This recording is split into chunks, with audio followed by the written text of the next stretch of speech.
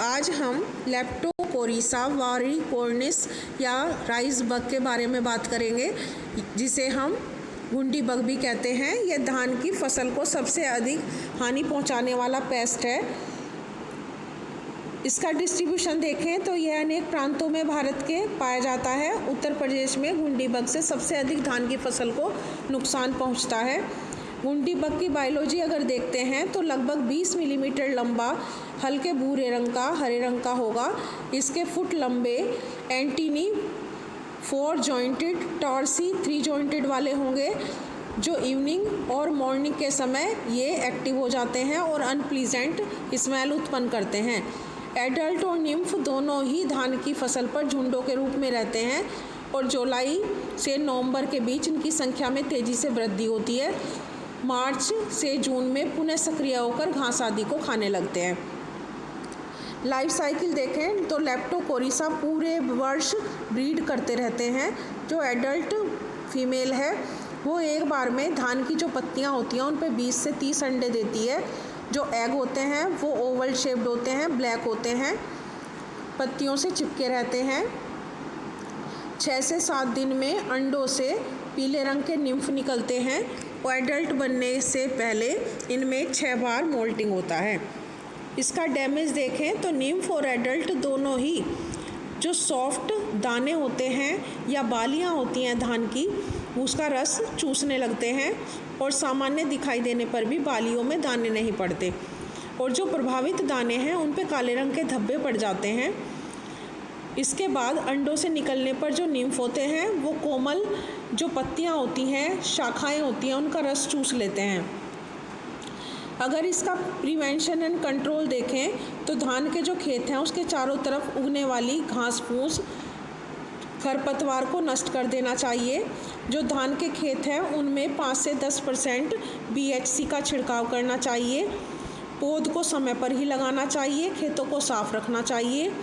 इसके बाद जो पेस्ट हैं उनको लाइट ट्रैप्ड द्वारा उन्हें आकर्षित करके उन्हें नष्ट करना चाहिए और सिंचाई वाले खेतों में खनिज तेल का छिड़काव करना चाहिए।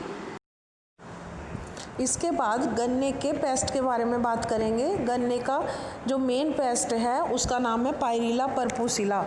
यह है पूरे भारत में पाया जाता है। यह यूपी, MP, महाराष्ट्र में गन्ने की फसल को सबसे अधिक नुकसान पहुंचाने वाला पेस्ट है। यूपी में यह विशेषकर मेरठ, मुजफ्फरनगर, सहारनपुर ज़िलों में अधिक एक्टिव रहता है। यद्यपि पायरिला मेन पेस्ट गन्ने का है, किंतु यह मक्का, गेहूं, जौ, बाजरा, ओट्स के साथ साथ भिंडी, करेला, फूलगोभी की फसलों को भी हानि पहुंचाता है। इसकी मॉर्फोलॉजी और लाइफ साइकिल देखते हैं तो एडल्ट येलोइश कलर के होते हैं, अत्यधिक एक्टिव होते हैं और यह 8 से 10 मिलीमीटर लंबे होते हैं। आगे का जो भाग है वो स्नाउट के रूप में निकला होता है, जिस पर रेड कलर के 2 क्लियर आइज़ होती हैं। पायरिला पूरे वर्ष ब्रीड करता है। विंटर सीज़न में अप्रैल व मई के महीने में जो फीमेल होती हैं वो पत्तियों की निचली सतह पर 300 से 500 अंडे देती हैं। विंटर में अक्टूबर नवंबर के महीने में एग देती हैं।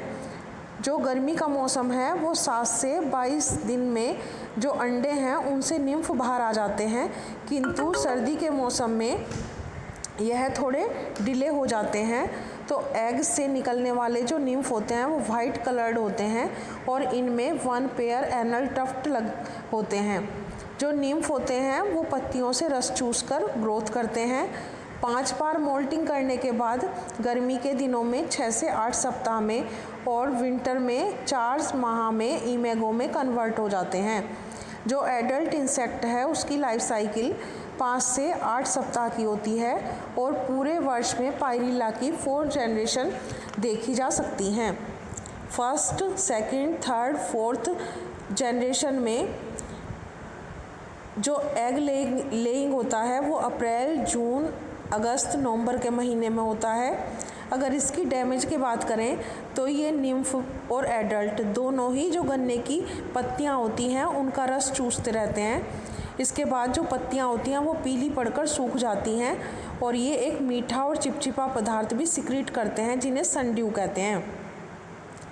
इन पर हानिकारक फंजाई काले मोल्ड के रूप में ग्रोथ करते हैं, जिससे फोटोसिंथेसिस की क्रिया कम हो जाती है, जिससे शुगर कम बनने लगता है। इस प्रकार 35% तक कम शुगर का निर्माण होता है।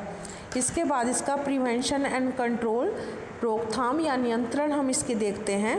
तो जो अंडों के समूह हैं उन्हें एकत्र करके या कलेक्ट करके हमें उन्हें जला देना चाहिए और उसके बाद उन पर फिनाइल का स्प्रे करना चाहिए। इसके बाद जो मिट्टी होती है उसमें नाइट्रोजन का बैलेंस होना चाहिए। केवल पायरिल्ला रेसिस्टेंट वाली क्रॉप ही लगानी चाहिए। इसके बाद जो फसल होती है उस पर 0.25 से 0.35 लीटर एंड्रिल या BHC को 10 लीटर मिट्टी के तेल में घोलकर स्प्रे करने से भी पेस्ट को काफ़ी सीमा तक कंट्रोल किया जा सकता है।